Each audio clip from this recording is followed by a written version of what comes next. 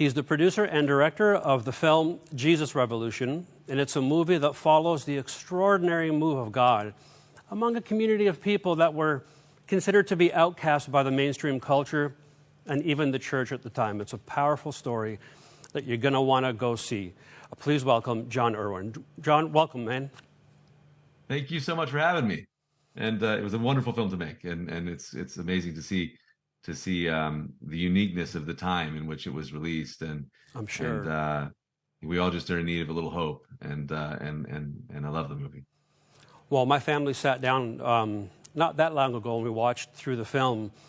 And man, you had me crying early on. I'm like, okay, this is going to be a Kleenex box movie. It was just, you know, my scene was when Pastor Chuck was sitting with Lonnie at his table, and they're talking about the hippies. And, you know, Lonnie says, like, you're missing out on this amazing group of people who are searching for God. I like the sound of that. And Chuck says, well, tell me about your people. And then for the next several minutes, this anointed dialogue begins between the two of them, and Chuck has to get up and walk away from the table. That was my favorite scene in the film. I'm wondering, while doing it, did you have like a favorite scene, either while you were shooting or in post-production, where you're like, that was it? Yeah, you know, many of them. That scene, first of all, was Jonathan Rumi's first scene with Kelsey Grammer. Oh, and wow. Just to see the two of them, you know, act next to each other, they were amazing together. And the scene was very powerful. And that is absolutely one of my favorite moments of the film. For me, when we filmed the baptisms at Pirates Cove, that was just probably the most special moment that I've ever had on the set of a movie. We wanted to go back to the original location, and it's a very difficult location to take a film crew. But I felt it was so important that we go back to where all this actually happened, and so much of the photography in Time magazine and was from that beach.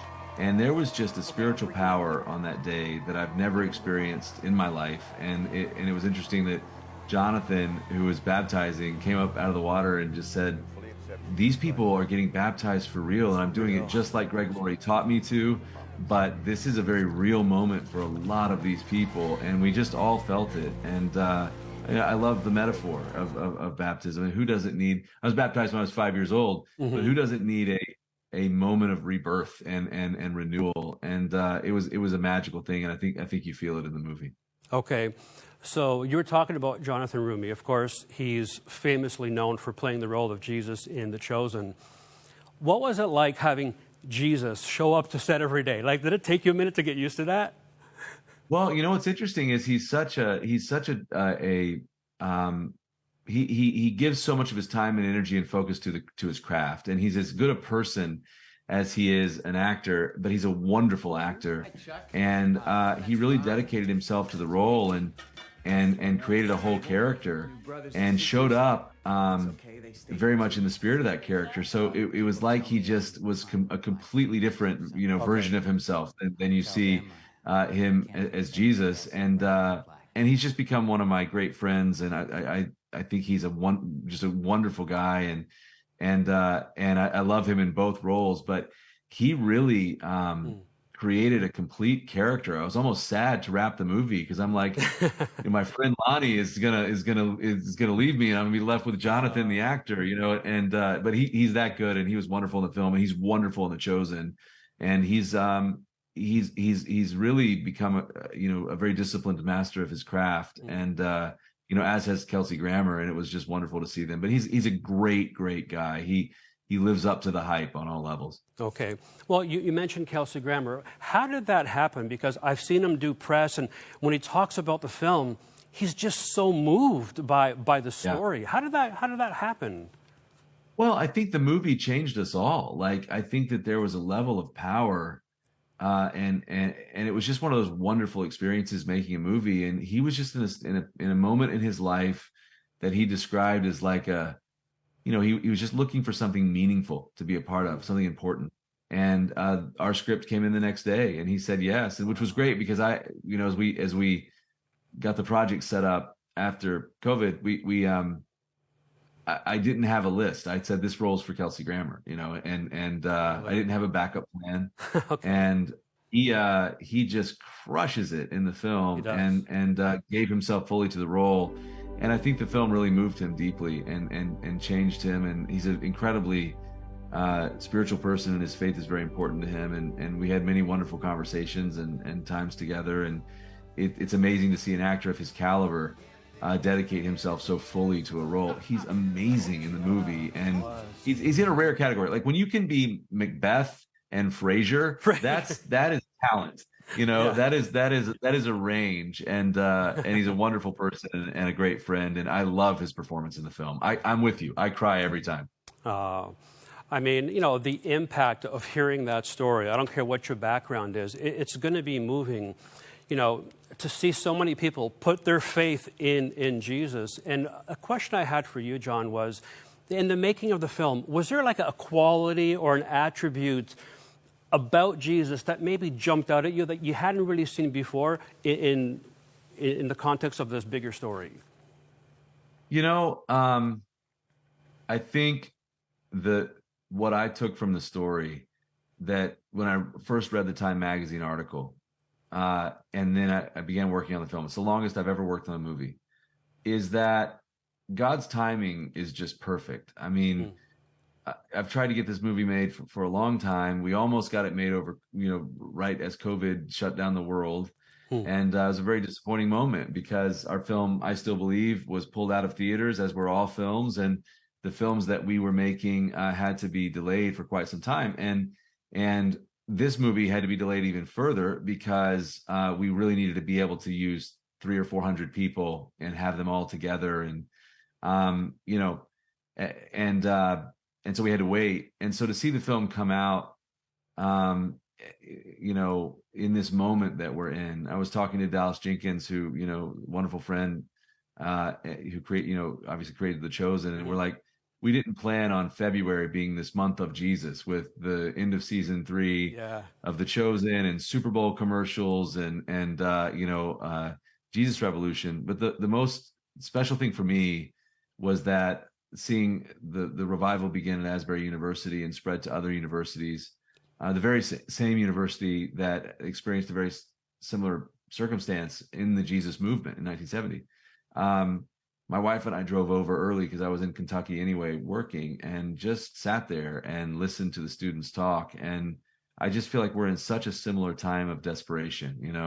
When you're, what do they say? When your pain outweighs your fear, change can begin. And I think we're in that moment. And I just think God could do something very similar like this now. So the fact that there were so many delays in the film and then it finally got made, and just to see it come out at such a perfect time, is really, really special. And I think it just shows you that whenever you're going through something in life that you don't understand, God has a plan and God has a timeline. It's not your timeline, but it's better and it's worth the wait.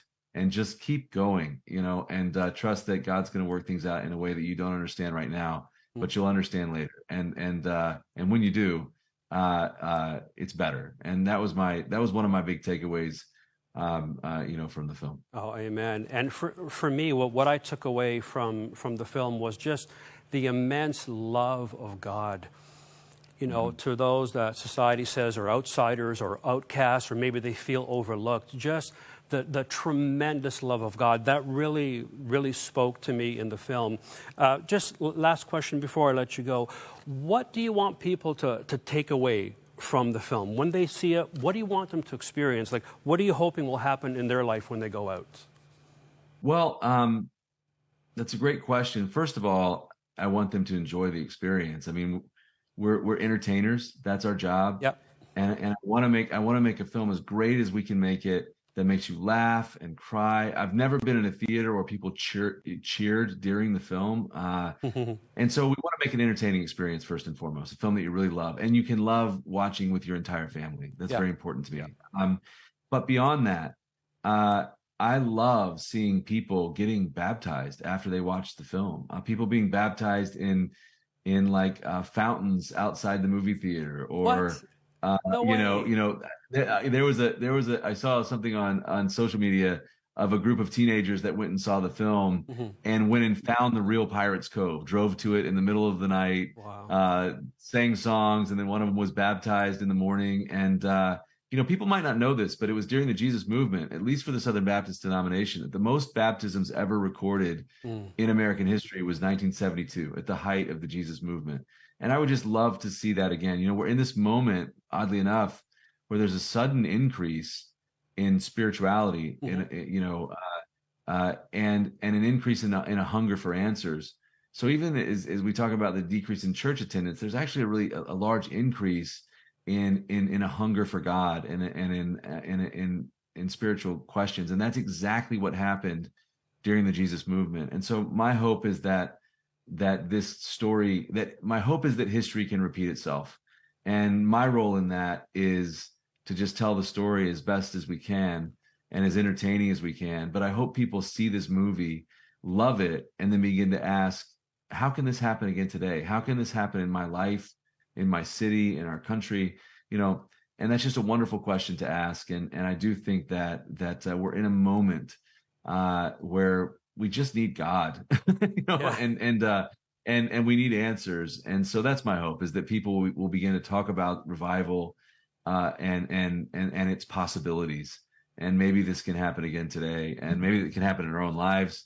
And then in the cities in which we live, and that's my goal. And so I hope people love the movie, and it's wonderful to see so many people see it in theaters, and it's so wildly exceed all of our expectations.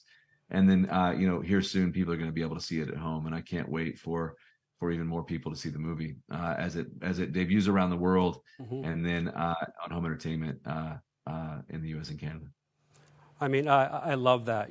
God, do it again. And I don't want to thank you just for being on the program today, but thank you for making this movie. Thank you for telling the story. I don't think that anybody can watch this movie and not have a reaction, not feel something. So thank you so much for your time today. Wow. And thank you for making this movie, man. Thank you. Yeah. Thank you for loving it. I really appreciate it. We all have gifts. All have gifts.